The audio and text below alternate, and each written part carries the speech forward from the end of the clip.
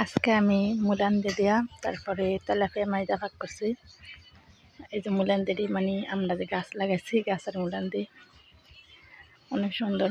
এই যে মাছগুলা তেলাপিয়া মাছ।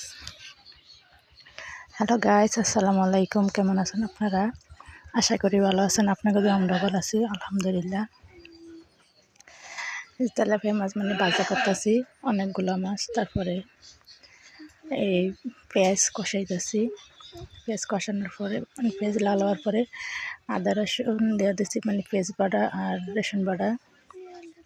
তারপরে এই হলুদের গুঁড়া, তারপরে মরিচের গুঁড়া আর জিরার গুঁড়া। ওখান দেবো না, এটা পরে দেবো জিরার গুঁড়া। আর লবণে দিয়ে দিচ্ছি পরিমাণ মতো।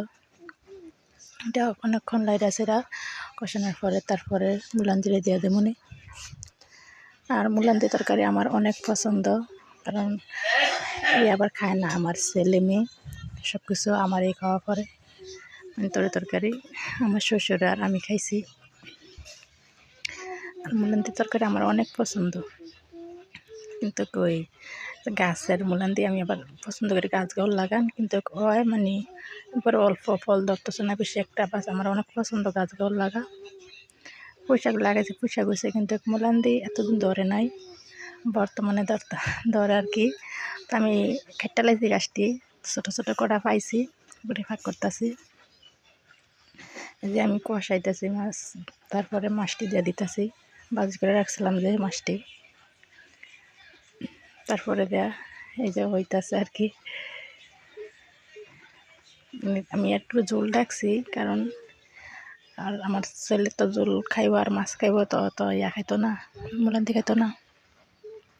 এই কারণে মানে বেশি করে ঝোল দিছি। এই দেখতেছেন হইতাছে কত সুন্দর করে। তারপর আবার মাঝখান দিয়ে আমি আবার জিরার গুঁড়ি ছিল ওটা দিয়ে দিছি, কারণ আমি আবার জিরার গুঁড়িটা ব্যবহার করি। যে তরকারি মানে হয়ে গেছে, অনেক সুন্দর কালার। এটা খাইতে অনেক ভালো লাগছে। বাস কার কেমন লাগে, আমার অনেক পছন্দ মুলান্দি। আঙ্গ দিকে একটা মুলান্দি, অনেক একটা দুন্দুল অনেক কিছু বলে, কিন্তু আঙ্গা লেখা মুলান্দি বলে এটা। তারপর হওয়ার পরে যে আমার ছেলে আমি মানে আমরা মায়ের ছেলে ভাত খামো আর কি। আমার মায়ের পাশে ছিল না, খেলাইতে গেছে গা। এই যে আমার ছেলের মাছ দিতে মানে এটা আমার, আমি নিতেছি মাছের মাথা আমি নিতেছি, আর আমার ছেলের মাছের খাড়ি দিব আর কি। আর ওই তরকারি খানির জন্য ওরে 2 টুকরা আবার দিয়েছিলাম মাছ। ভালো থাকবেন সবাই, আল্লাহ হাফেজ।